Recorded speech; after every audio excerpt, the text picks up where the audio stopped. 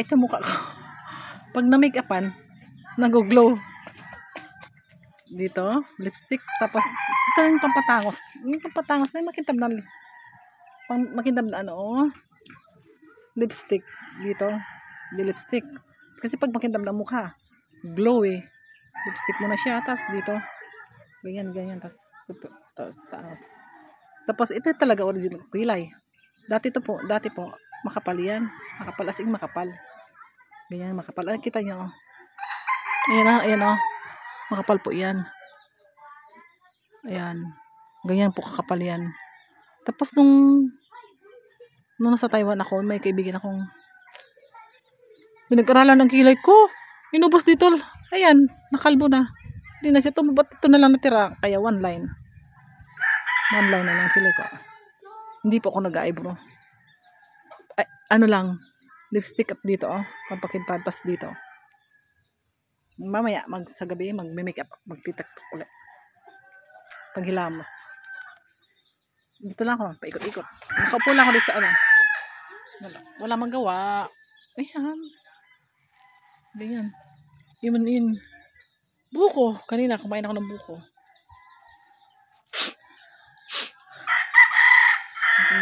Wala lang. Asing, ganito lang ang buhay sa probinsya. Malungkot. Walang tao na parang maraming langgam kagaya sa Manila. Sa Manila, naku, parang dami talaga. Hindi na maapakan. Ay, ano ba yan? Ba tawag doon? Yung parang kasing dami ng langgam. Ganun ang ano sa Manila. Super dami. Pero masaya. Lilipas ang oras mo doon eh.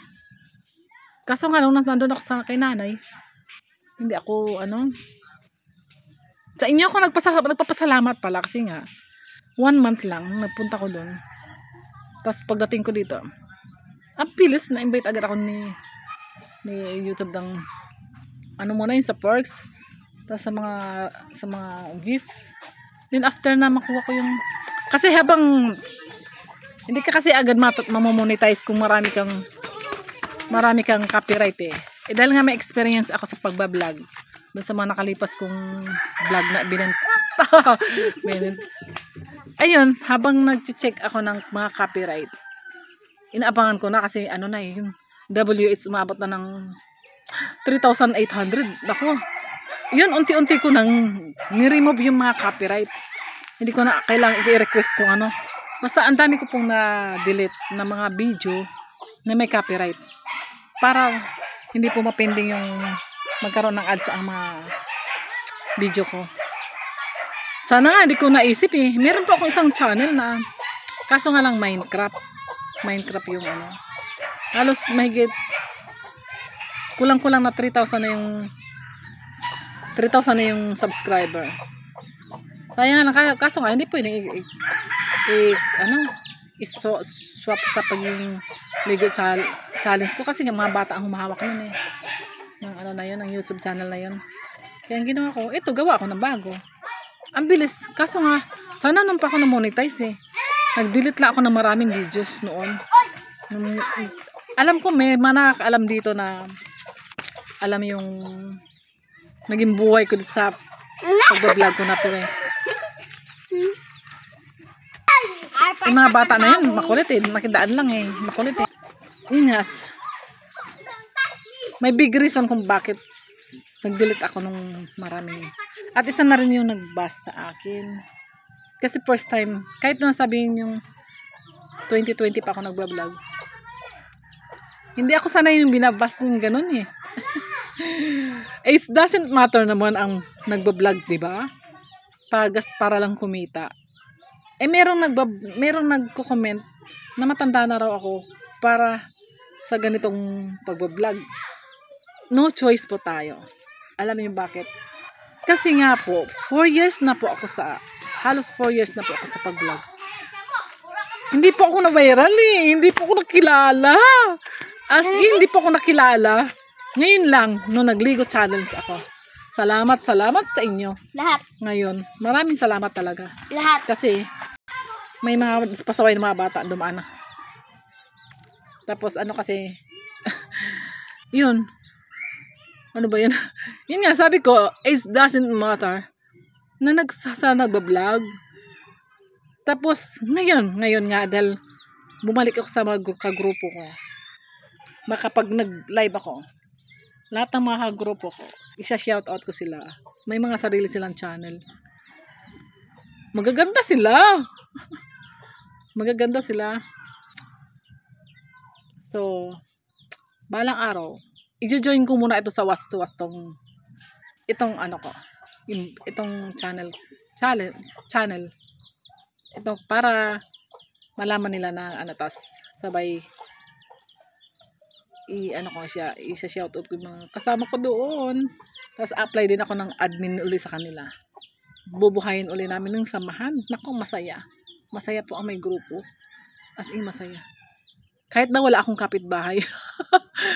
Kahit na wala akong kaibigan dito. Di isla, wala akong kaibigan na as in totoong kaibigan. Ayoko ng kaibigan eh. Kasi natutunan ko yun sa yung kaibigan na talaga. Yun dun sa amo ko na sa Korea. Sabi niya, hindi ka mabubuhay ng maayos kung marami kang kaibigan. Pero, konti lang. Kasi nga, kung makipagkaibigan, maubos yung oras mo dun eh. Hindi ka makakadiskarte sa buhay mo. Paano mo mabubuhay? Paano mo pakain ng mga anak mo? Diba? Kaya, sa inyo talaga, maraming salamat. At dyan sa number 1, ay, pasensya ka na. Alam ko, madalas ka talaga manood eh. Kaya nga sabi ko, gawa ka na ng bagong channel. Pasensya na talaga kasi nga, hinahid ko yung mga comment mo. Kung mapanood mo to, please, gumawa ka ng bagong email address para makakomment ka ulit sa akin. Makakomment ka ulit. Kasi nga, hindi ko nababasa yung mga comment mo. Unhide ko sana yung mga, unhide ko sana. Kaso, hindi ko na na-unhide. Kasi nga, ayaw naman ni White eh. Hindi ko alam kung bakit. Kasi nga, minsan, yung mga comment mo, hindi rin kaaya-aya.